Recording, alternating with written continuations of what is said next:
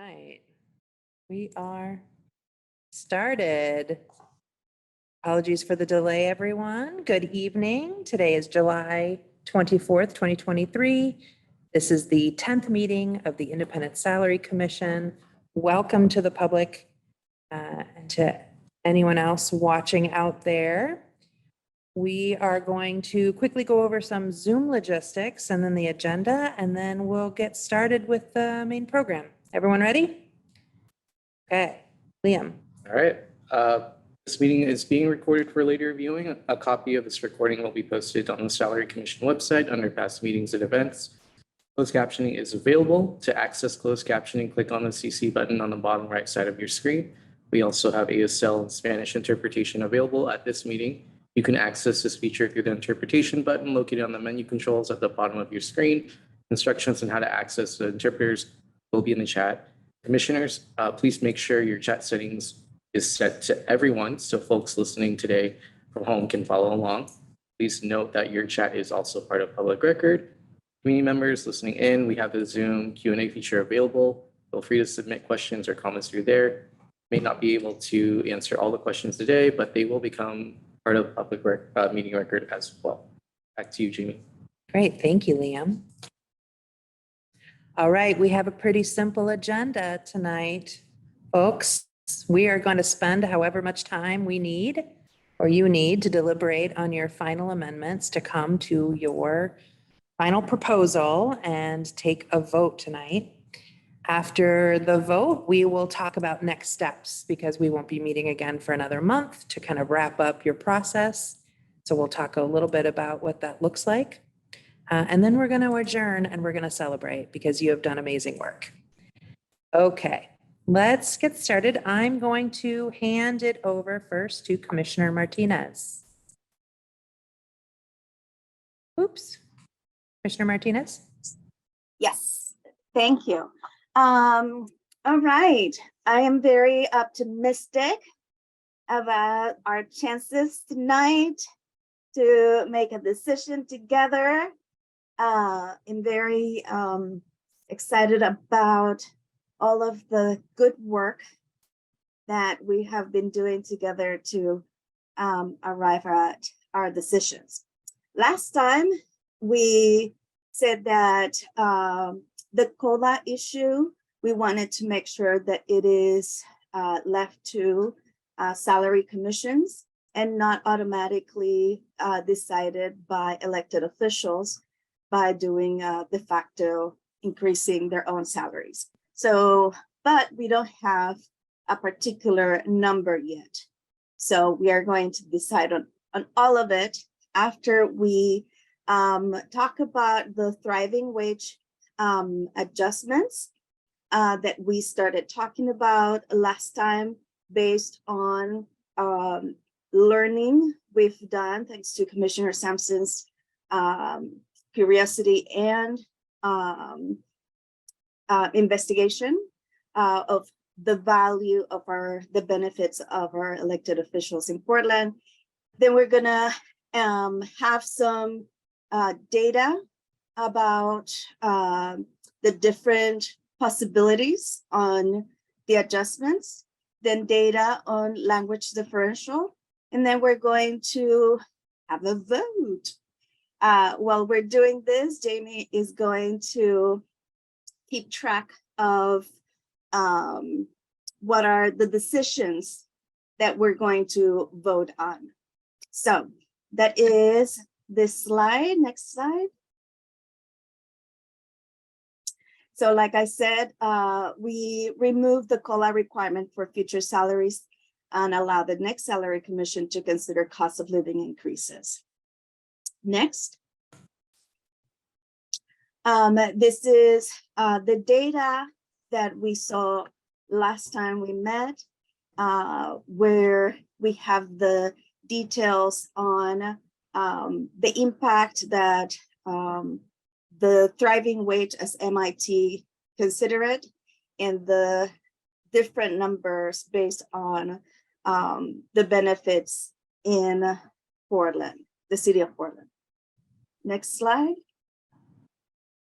We because what we are having under consideration today is adjusting the floor salary to account for benefits provided by the city of Portland, specifically for the council members. Last time we decided that because the proposed salaries for both the mayor and auditor, based on our criteria, were better aligned with market value, and that the council member salary was the one that was not as close to the data from the market value, which we are then reconsidering based on the feedback from the public and based on the data that Commissioner Sampson highlighted for us last time. Next slide.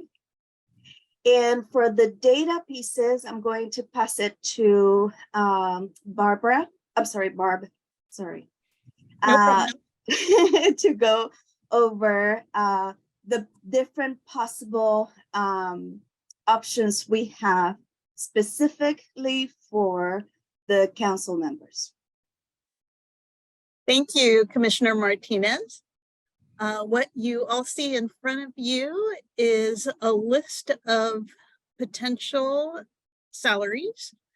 On the very first row, you see what we arrived at, what our research told us about the market average for city commissioners or city council members in jurisdictions that are similar in size to Portland or are nearby. And that market average data was taken in April. So it's been a few months now. It's aged a little bit. The number was 111,760. We recognized that COLA may have been implemented in the meantime. And if we apply a 5% COLA adjustment to that market number from a few months ago, we arrive at 117,348. Next up is on row 3, what current city councilors or city commissioners are earning in the city of Portland. It's 125,694. Next in row 4, and I think by now you recognize that these are wages in descending order. So the next rate is the adjusted thriving wage as suggested by Commissioner Sampson. Substituting what MIT calculated as the medical costs for this area. The number was somewhere around $8,000, $9,000 a year. This figure has been adjusted with actual City of Portland medical premiums for one adult, one child, and that figure is 126,864. The next row, we added the Barb, I'm sorry to interrupt. I'm very sorry. But I see Jamie, and I want to make sure that if it's something that we need to clarify, that we get you in before we continue with the data.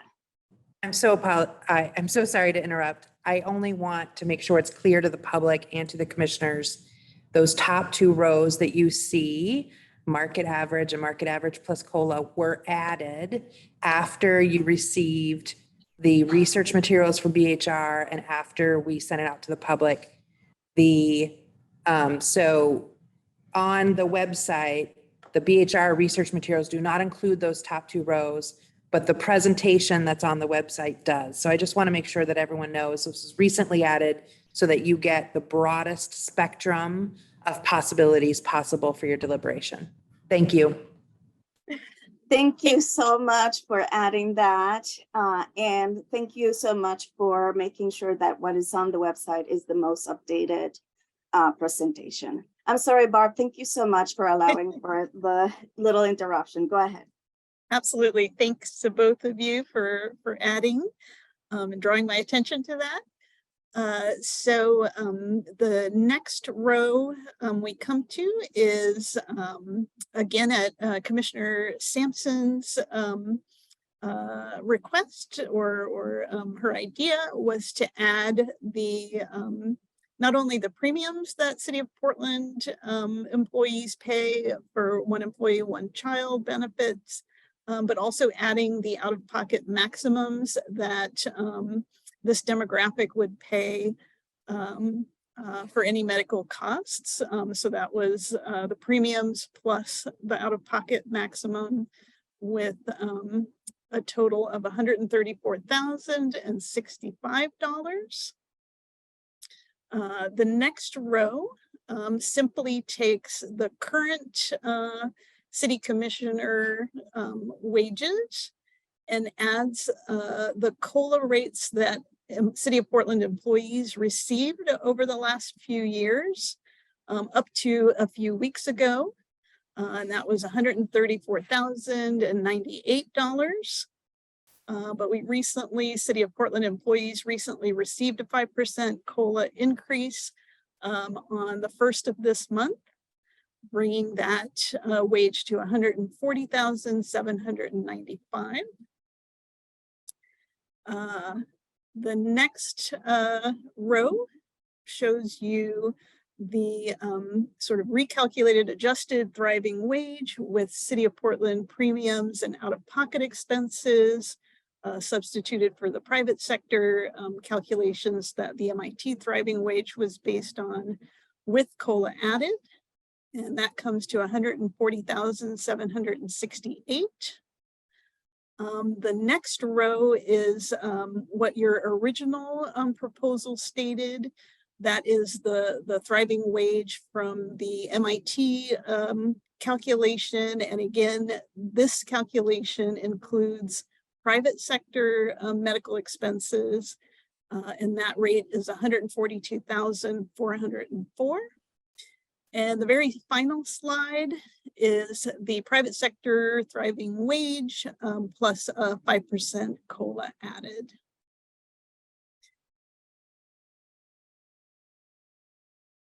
Thank you so much, Barb. I think at this point, before we go to the next set of data, would be a good time for commissioners to ask questions before we move to the next slide. Well, the next slide is all language differential. So this is the moment to That's deliberate right. on salary. Commissioner So Angers. before we make any proposals for voting, any questions, observations, clarifications? Can we assume that the public sector thriving wage premiums only with a COLA applied would be like a 5%? So that number would be what, 133,207. Does that seem right? 1 second. I know you added all these beautiful numbers to the chart. I'm like, the one Nope, permutation that's not there. That's the one I want to know.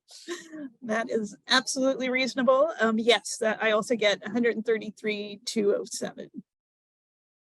Can you repeat what that number represents again? I want to make sure I'm tracking. That would be the public sector thriving wage premiums only, the 126,864 number with the COLA applied, which would be a 5% COLA. Can you put that number in the chat so we can just have I it? would be happy to. Thank you. And the descriptor. Since Barb checked my math, I feel comfortable.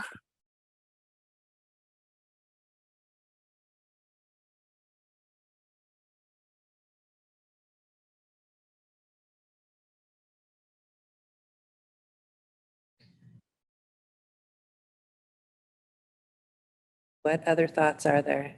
Questions? So I also get 133,207. Yes. I think when we're considering these numbers, it would be helpful.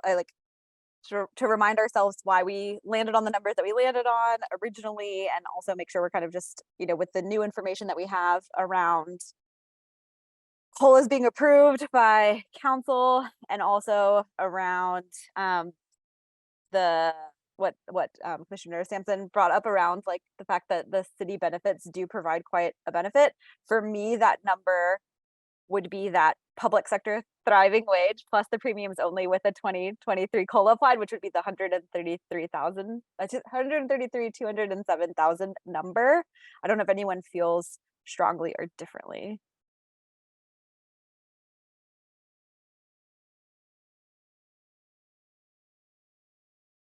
So what I hear is an actual proposal. Way to go, Commissioner Ingers.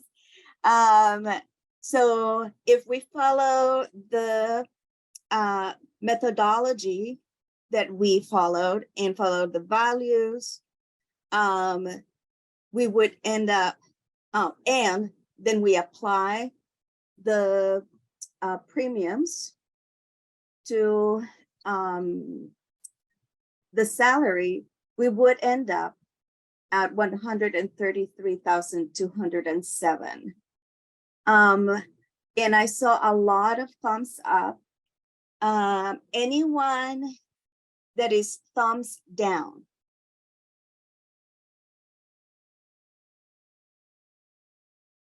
For a proposal to vote at the end. I think the idea is we'll vote as one package at the end to keep it all straight. All right, I don't see thumbs down.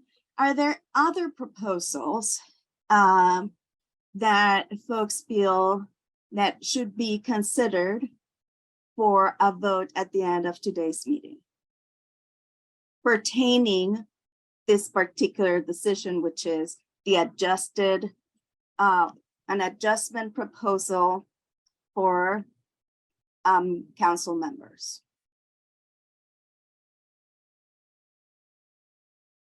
I'll do the awkward Zoom extended pause. All right, then this is the proposal for voting today. Thank you so much, Commissioner Ingers. Wait, was it that easy? You arrived at a number that wasn't even on the chart? Well, I think it was easy because we had really clear conversations already about what our guiding factors were. So I feel like that was the easy answer for me, at least. I'm glad we all came to a consensus. Okay, so just to be clear, because I'm writing this down, you have all coalesced around the counselor number of 133,207, which is public sector thriving wage plus premium plus COLA. Wild. All right. Thumbs up all around. Barb, you should have made a bet with me about how long it would take, because you're right. Sorry, inside joke. Okay. That means we have plenty of time to talk about the language differential. All right, so we'll pass it back to Barb to continue going through the data that can facilitate our decision making. Thank you, Barb. Go ahead. Thank you. So we talked a little bit last time about the language pay differential, about flat rate versus percentage. There was some advocacy for using a flat rate. We also heard from the City of Portland, the Bureau of Human Resources, who encouraged the commission to support the same pay rate as that employees receive, which is $1 an hour. And there was some conversation about what is the most equitable way to assign pay for language skills. I think some of the things that are up for consideration is whether to use a flat rate or a percentage, and whether you wanted to make any recommendations to the city. So next, you'll see a few slides with the data that you requested about the city's language pay differential policy. Currently, and I will say, at first I want to thank Courtney Crisp, a senior analyst with the city's classification and compensation team, for putting this data together in miracle time, and also for also to Tony McCasker, who is on the City of Portland's classification and compensation team, who also supported this effort. So thanks to their good work, I can present this to you. So currently we have about 322 employees receiving the differential. I'll just make a note that this number, of course, shifts with people signing on and leaving the city or changing jobs. But right now, at this point in time, this is the number. And if we look at all of the data, including exempt employees, non-exempt employees, breaking it down into those configurations, which was the request of the commission, we see that this dollar an hour represents about 2.5% of an individual's wage. Any questions about this data?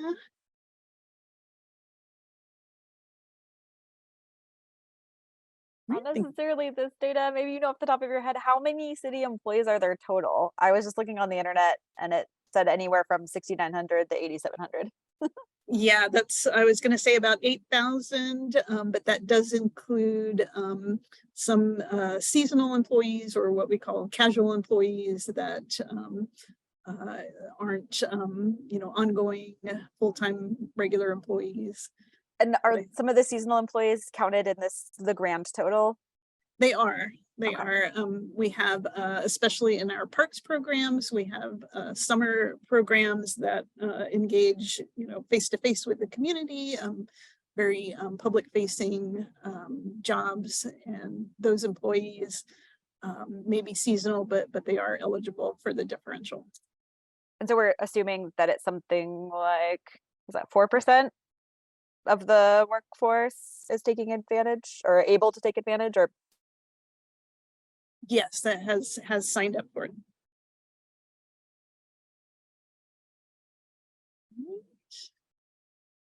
Next slide.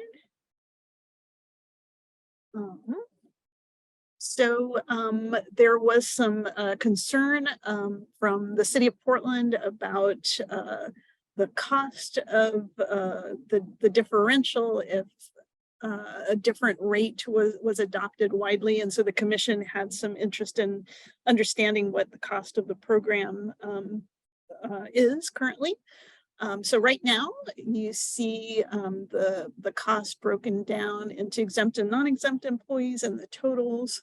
Currently, the city is paying about $822,000 annually for the language pay differential. That's at the $1 an hour rate on top of regular wages.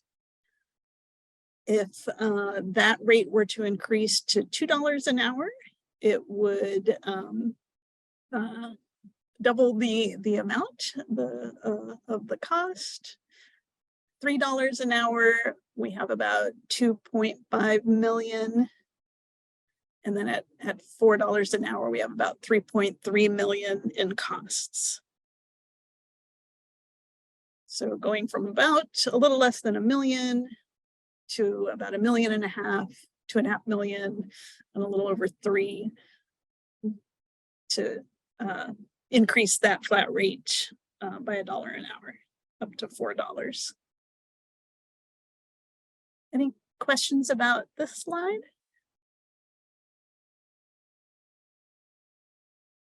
Again, in like the context of the whole city, do you have like any idea what the total wages are? Oh, wow. I'm sorry, I don't. Totally fine. Yeah, great question.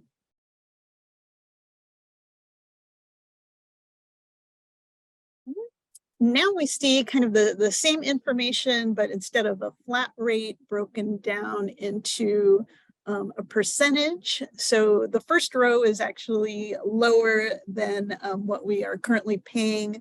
If you might remember from the first slide, we currently language pay differential accounts for about 2.5% of wages. So this first row here is probably not very useful information.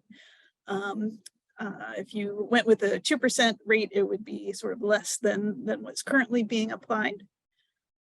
If 3% per hour were applied to the current population that's receiving the differential, it would cost the city about $1 million. So that's about $200,000 up from current. A 4% differential would cost about $1,346,000, and 5% an hour would cost the city with the current employees $1,682,500. And I think the next slide is going to be most helpful. It breaks that down in descending order, irregardless of whether it's a percentage or a flat rate. So this slide just represents sort of the least expensive option for the current configuration to the most expensive. So you see that the $1 an hour rate is represented on row 2. That's the actual cost to the city of $822,000. The next most costly configuration is 3%. Followed by 4% at 1.346. And then the next most costly is $2 an hour at 1.644 million, followed by 5% at 1.682, followed by $3 an hour at 2.466, followed by $4 an hour, the most expensive at $3,288,000.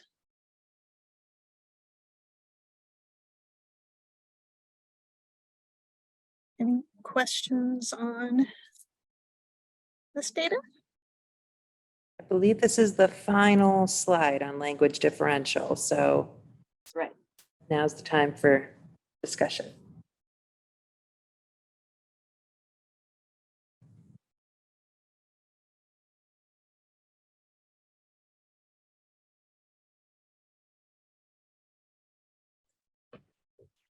Go ahead, Commissioner Johnson.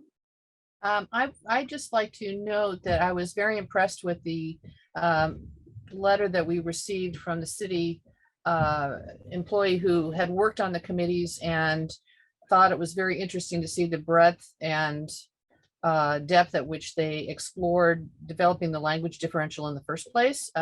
Because we didn't really know how they had gone about it. We had the interesting presentation from the Washington County person, but we hadn't really heard from the city. And I do think they make a good argument, and clearly they thought through and worked with the community and worked with other stakeholders in order to come up with a percentage. And again, while we may not agree that it's enough, I do think the argument they're making for the flat amount rather than the percentage amount that we had come up with is certainly a good and fair argument, and obviously based on a lot of research and work.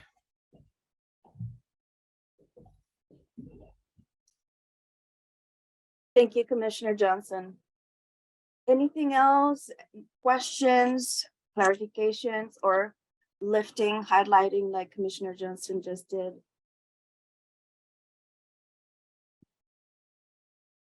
ahead. This may, oh, sorry. Go ahead. This may be a kind of obvious one, but I had to pull up my calculator to make sure. If something like 4% was adopted and the city took on a similar model because they needed to, lower income earners would be getting less. So I'm not sure the exact cutoff, but it wouldn't, like one calculation I did, I think it was at like $40,000 salary, 4% would be 1,800 as opposed to 2,080. So it definitely could have that downstream effect too, where the lower income earners are actually getting less, switching to a percentage than they are today.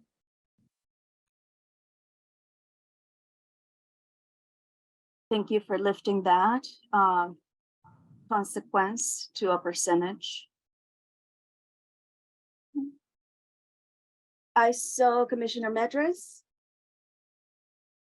I took my hand down because I realized that we can't really act on this given our timing. I was with the letter that the city employee sent in, I was intrigued by what the affinity group that had input in to the process was, given that that was, I think almost a recommendation of like, you should talk to this affinity group. I don't know which one that was and how they had input.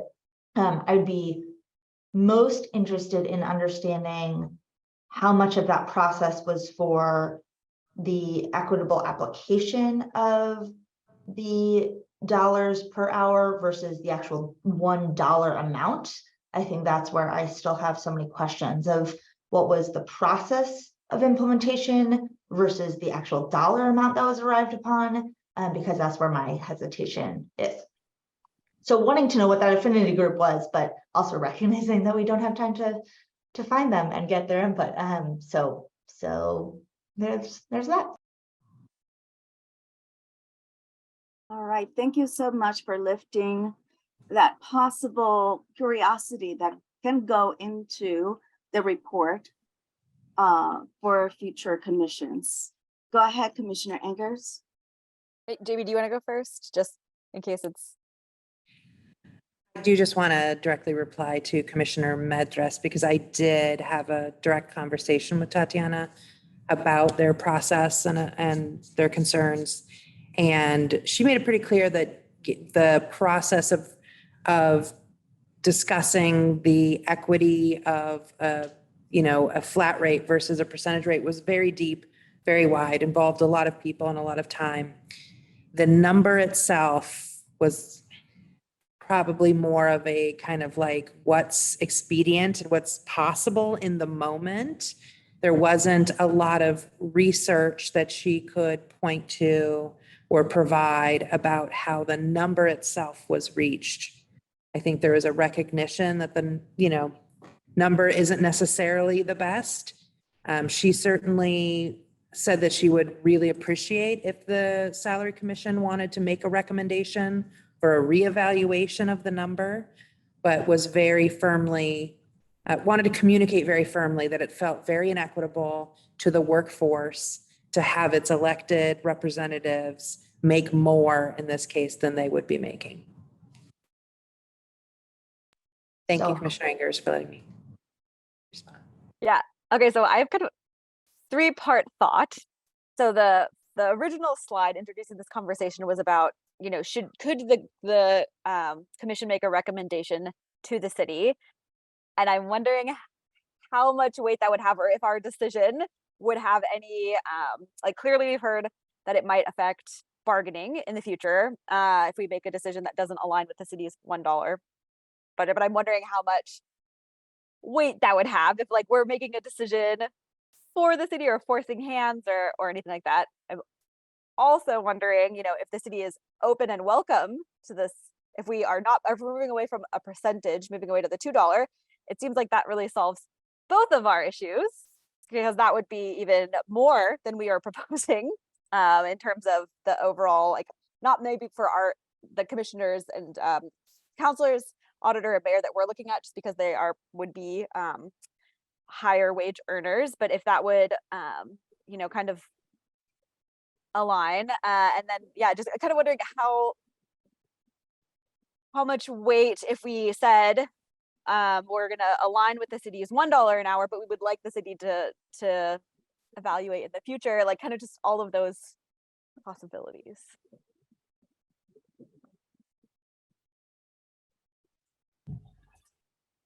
Any thoughts from city staff about, in your view, what is the influence power of our recommendation?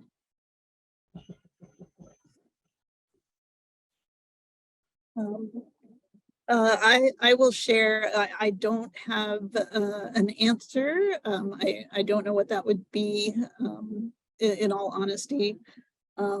My question though would be, is this in scope for the commission to make recommendations about pay to the city? Well, if we heard from the letter that if we are offering counselors and auditor and mayor more than city employees, that would feel inequitable. So maybe not in the scope of us making a recommendation, but if we're recommending something, like it kind of, either we're going with what the city currently has and we can say, hey, please reevaluate this in the future. Or we can say, hey, we're ignoring your recommendation and we're going higher. But that would, maybe feel inequitable to current city employees. But if there's a way, like how much weight a recommendation would have, or if a recommendation is wanted.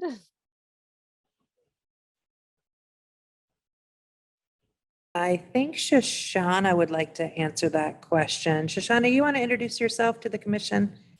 You're rarely on the, in the room in this way. Hi, Shoshana Oppenheim, she, they pronouns, and I work on the transition team. I manage the project for the city administrator. I would say that your input could have significant weight, especially with future salary commissions. I think it's understandable that you have a very short timeline in order to tackle a lot of different issues. And if you flagged issues for consideration, then the future salary commission would be pointed in that direction. They would be appointed by the new city administrator when that person is in office. So I would think that your recommendations could have impact in at least pointing the future salary commissions in the direction, and also getting them up to speed as to what your thought processes were. So I personally would value your recommendations, and while we might not be able to implement everything on the trajectory that's desired, I think that there is an interest in your expertise to complement the city's expertise.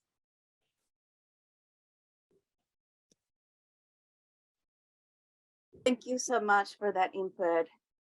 I see Commissioner Johnson's hand.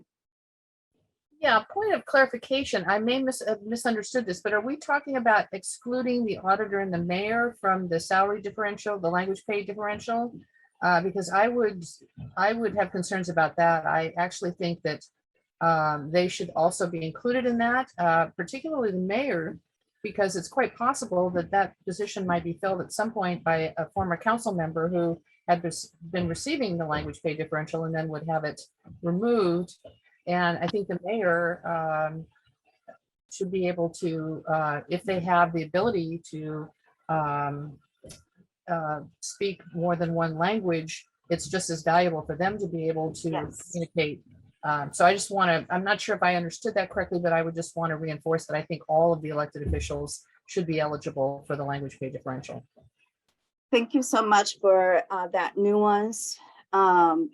Yeah, we are on the same page, but it's really good to make sure that the language for the vote encapsulates that decision would be for all the new charter, elected officials in the new charter. Thank you, Commissioner Johnson. Yes, thank you. Okay, so we're discussing the how much, but I want to make sure that we don't assume that we are going to decide on a pay differential, because part of the feedback was everybody should make the same regardless of multilingual skills. So I want to make sure that I take the temperature on, are we still open to consider a vote on a flat rate without pay differential for multilingual skills? Is that something that would be blocked on a 5-to-5? So I want to make sure that we know where we're going and basically eliminating the worst of the worst, eliminating the possible assumptions. So are we considering language pay differential, or are we considering still the no pay differential for language? I see your hand, Commissioner Engers.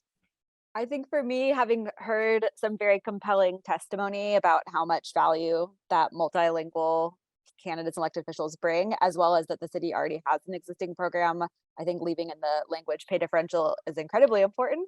And my thought on this would be that we're either, this is where I'm going, so please don't let me influence you unless it's also where you're going, is that, you know, we're either deciding whether it's going to align with the city's current program, which is $1 an hour, and proposing in the future that the city reevaluates and evaluates it for $2 an hour, or that we're deciding on $2 an hour and letting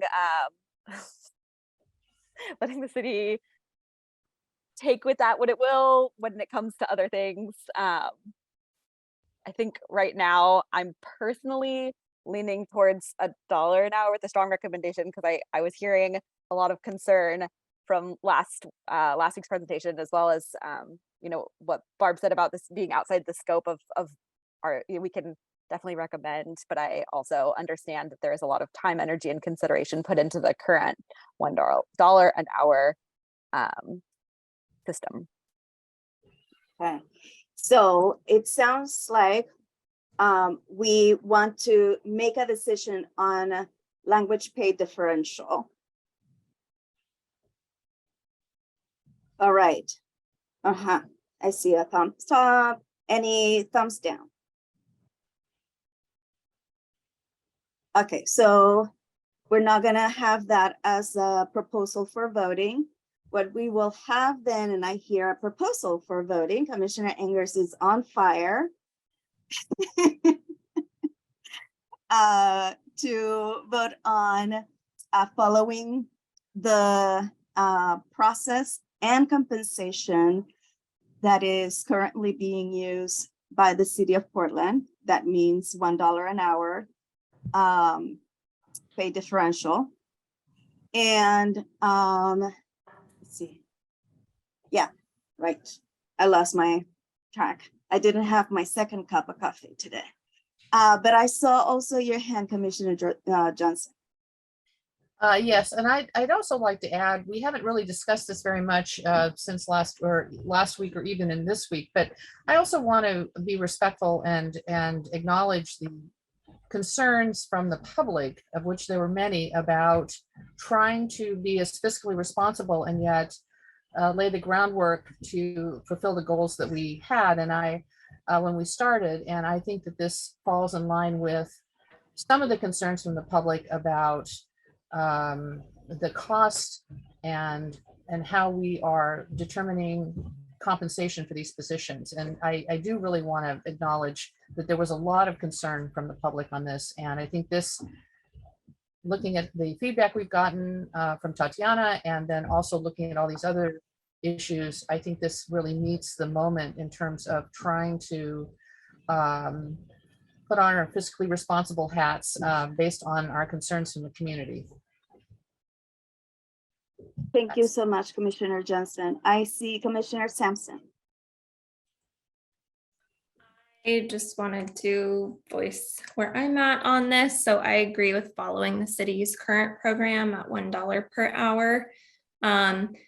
Although I don't know that I would go as far as to say we strongly recommend increasing to $2. I think the number feels a little arbitrary and there's not enough research behind it to say that that would be the right amount that the city should work towards.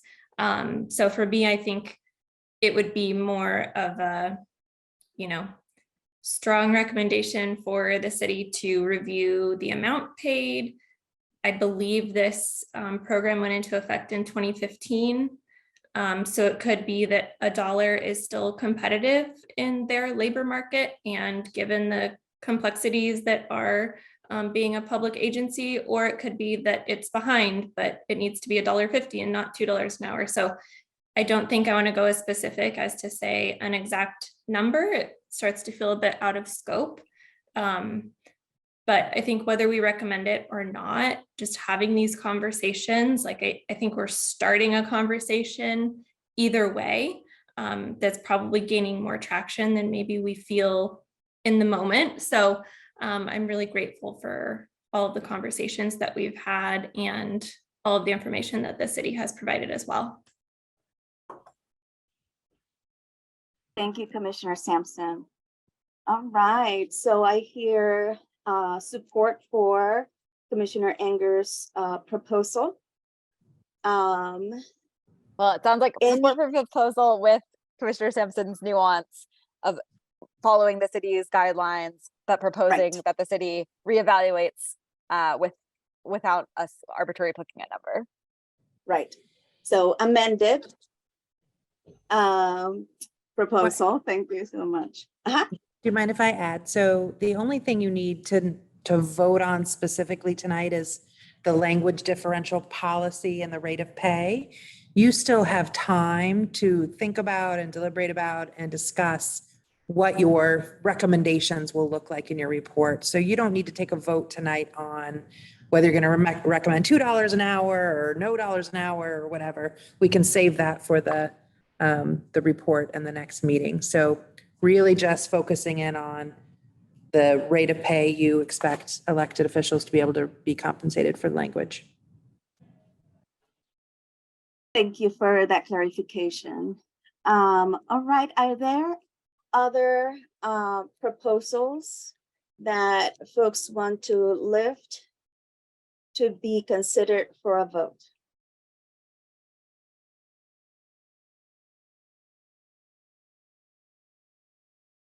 The awkward silence, making sure we all have time.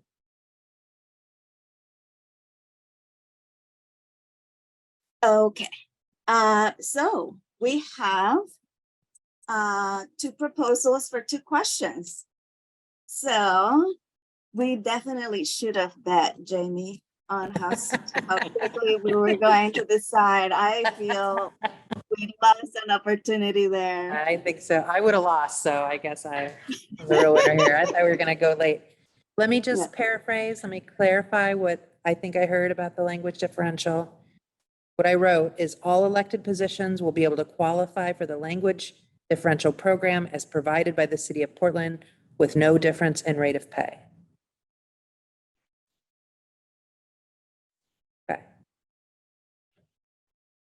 Does this mean we're ready to move to a vote?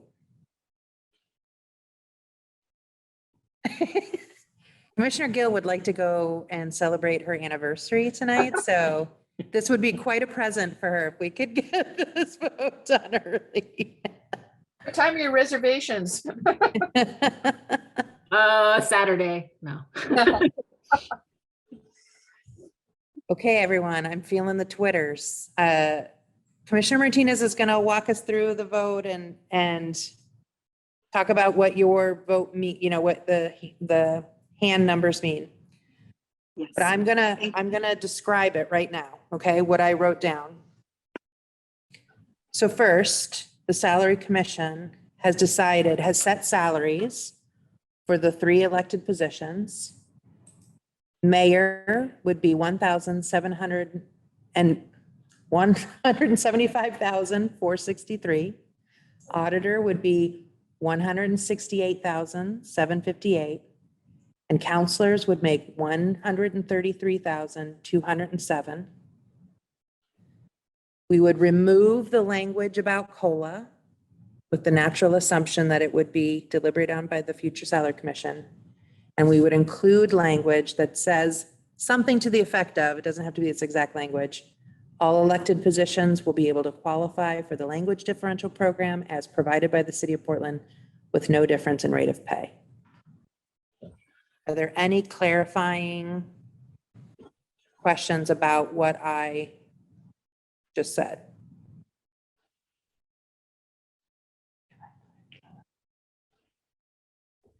All right, so Juan Carlos is going to type it into the chat for us. Thank you. thank you, Juan Carlos. While you do that, I will go over the 5-to-5 voting mechanism for consensus decision-making. So this is a little ableist, but it's basically using a hand that has 5 fingers, where when we vote 5, we are saying I completely and without reservations, I support this vote. I call it the nirvana. There's nothing better than this idea. The 4 is great support, maybe a little question here or there, but full support. 3 is I have some concerns, but nothing too important. 2, I have some concerns. 1 is I have so many concerns that I would block this vote, but I'm not gonna, because I want make this decision to pass. And 0, which is a fist, is I'm blocking this vote, which according to our commitments and how to make decisions in consensus would make it so that we have to then identify what are the strong concerns that would that are blocking the vote, so that we can at least get a 1 or a 2, because that is still passing the decision. Any questions about what it means to vote 5, 4, or 3, or 2, 1, or fist? For the best recording process, it's best to put it on the chat. In that way, it's on the record, and we don't have to be looking around. So then we have the language on the chat.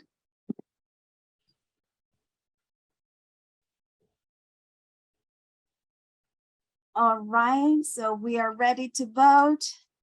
Okay, put the number on the chat at the count of 3, 2, 1.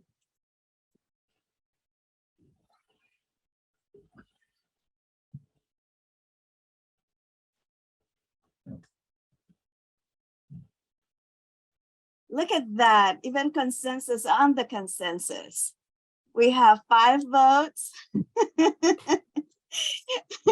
Thank you. Congratulations. Support. Thank you all. Congratulations to us all, and many, many thanks to Barb and team and transition team. Okay, we're gonna then get ready for our next steps. Is that right, Jamie? That's right, but I'm not done hitting the reactions button. Sorry, I'm reveling in the moment here for just a minute. This is exciting. I just want to feel these feels. You have worked really hard to get here. I'm so proud of you and all of the just deep, thoughtful deliberations you have engaged in for the last few months. Just remarkable. We will find a way to properly communicate this to the community so they also understand, just the real value and integrity that you used in your methodology. I just really want the general broad public to know how wonderful you all are and how amazing experts you are, and that, this was a real process. So let's talk about that a little bit, because the next steps are really all about how you're going to communicate your final decision out to the public. There are two different ways. First, you are going to be writing a, report that's really going to encapsulate all of the things that you talked about. And then there's going to be media that happens between now and then. Commissioner Cooney, I realize that I was just going off. I think you were going to talk about or talk us through this kind of next step phase so that we could figure out kind of who and how we move forward with this report writing process. I'm gonna hand it over to you, Commissioner Cooney. Okay. Hello, everybody. Congratulations, first of all of the voters here. So proud of you. It's very exciting. This has been an amazing process to be part of. Now that we've had our vote, which is so exciting, we're going to be ready to start creating our report. So I know during our co-chair meeting, we were talking about whether it would make sense to have the co-chairs from both parts of our commission kind of start with drafting language for the report and work on that then with a larger commission, how we want to develop that, how we want to edit. We have our meeting in August. It's currently set for August 22nd to talk over the report and start going over the language, how we want to document this amazing, wonderful experience, and any recommendations we want to put forth to future commissions. So Jamie, I guess the question now is, are we wanting to propose that then to start with co-chairs and then open it up to the larger group to edit and move forward? Yeah, I think that's the question. My fondest hope would be that when we arrive on August 22nd, we have a solid draft that you all can really discuss and talk about.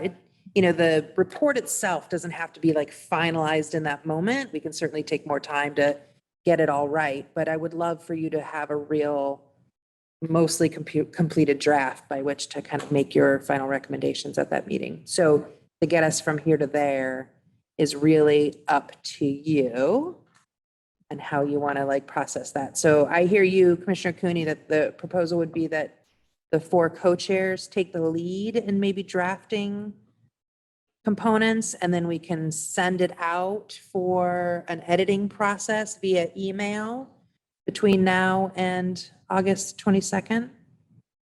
How does that sound? Are there any commissioners who are not co-chairs that would like to be more directly involved in the writing of the report?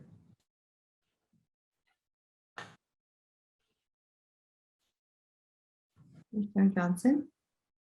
I just want to again encourage something along the lines of very clear, they don't have to be bullet points, but something that really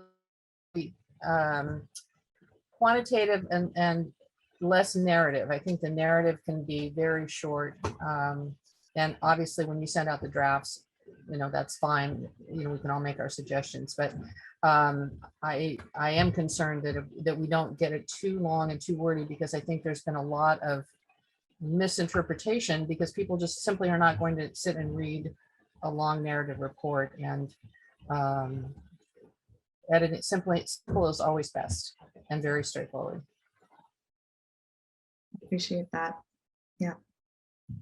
Others agree that try to keep it simple as much as possible, simple but thorough. Simple with explanations, or Simple with explanation. and not just assuming people know what we mean by COLA, for example. Yeah. I remember, and maybe I'm misremembering from our earliest meetings, about not working on an email draft together, because that would be a public meeting. So are we sending out a draft and then each of us, what's the plan? So we can absolutely do it in the sense of if I send out a draft to everybody, I do it BCC so that you can't talk to each other. You're sending me your edits, right? I'm incorporating your thoughts and edits into a document, and then everybody gets to deliberate on it together in a public meeting. So you're not talking to each other, you're talking to me. Okay, I can take the first crack if you want. I have a draft. Yes, Wow. love it. Is it, I'm gonna looking at the co-chairs. Is that okay with you, Commissioner Akers? Already been jotting things down? Please send that to me when you are ready. That would be amazing. Try to do it sooner rather than later, so there's a lot of time for other folks to add and subtract and edit. But I do have a vision. Yes. Love that. Yeah, so that's, it sounds then that we should have the co-chairs with transition folks, have a meeting for timelining first drafts so that then the full commission has time to read it and give Jamie some feedback so that when we have our meeting on the 24th, we can and have that material sent out to us before the 24th so that we all see how our collective wisdom creates magic. Okay, so then next step also includes a check-in meeting with the 4 co-chairs, right? Well, we cannot do the 4 co-chairs together because that would represent a quorum.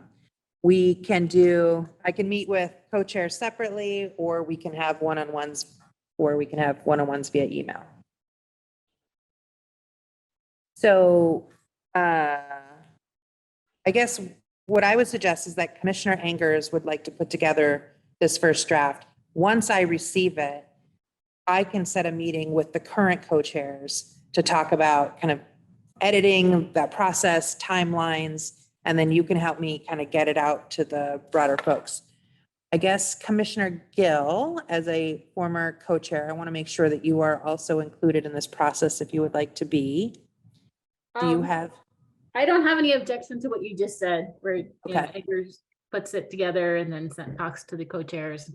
I'm okay with that. I like reading things. I don't feel like I need to be in a meeting. Okay, sounds great. So I will check our calendars, Commissioner Martinez and Cooney. I believe we still have regular check-ins on the calendar, and if we don't, then I will put one on at our regular time. That sounds great. And it sounds like Commissioner Angers, you're going to turn around a draft fairly quick, sometime this week, maybe? You're so on it. Amazing. Fantastic. So then our second part is to check in on media management. Commissioners Angers and Martinez, you both have kindly taken that on previously. So grateful. You've done an amazing job. Wanted to check in both with the 2 of you and then with a larger group to see if it was okay to continue on that track, if there are any other proposals to bring forward. So yes, if anybody in the group is supportive of continuing on that in that vein, please go ahead and give a little thumbs up. All right, see 4 thumbs up. And if anybody has other ideas that they'd like to bring forward, now is the time.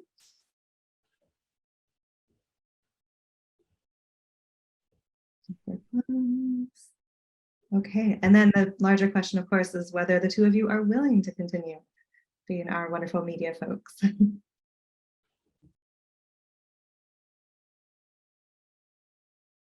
Okay. Commissioner Angers, I didn't see anything from you. Oh, 2 thumbs up. I had a thumbs up. Okay, perfect. So appreciative, thank you. So that is settled.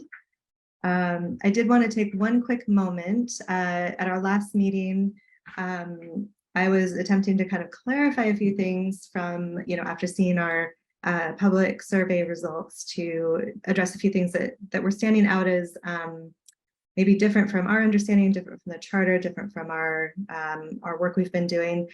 I just want to put out there that intent and impact are not always the same thing. And so my intention was to clarify. I think impact may have come across differently. So to anybody who may have been listening, please know that I and our commission so appreciate all of the public engagement we've had. We are amazed by the number of responses we got on the survey. It has been incredibly helpful for us in this process, and I in no way ever meant to sound condescending in any way. So if that was the impact, my sincere apologies. Super grateful for everything everybody shared with us over this period of time. Thank you, Commissioner Cooney. I actually wanted to echo similar sentiments, and particularly commit to the record that the feedback has been greater from the community. The engagement has been greater.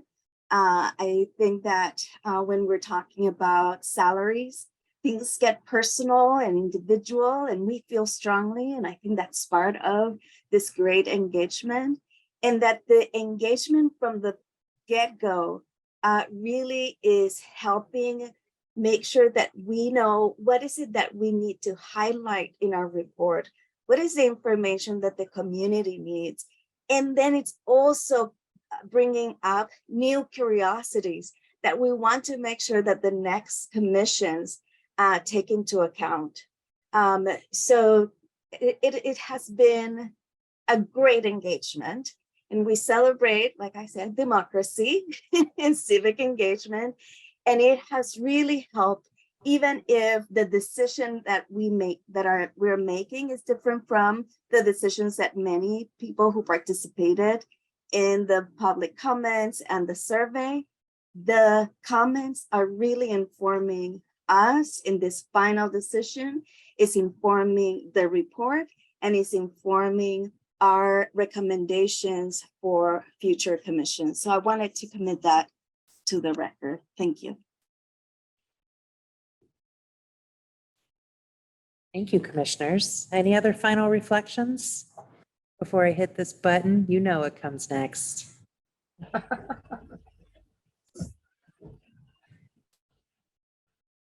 No?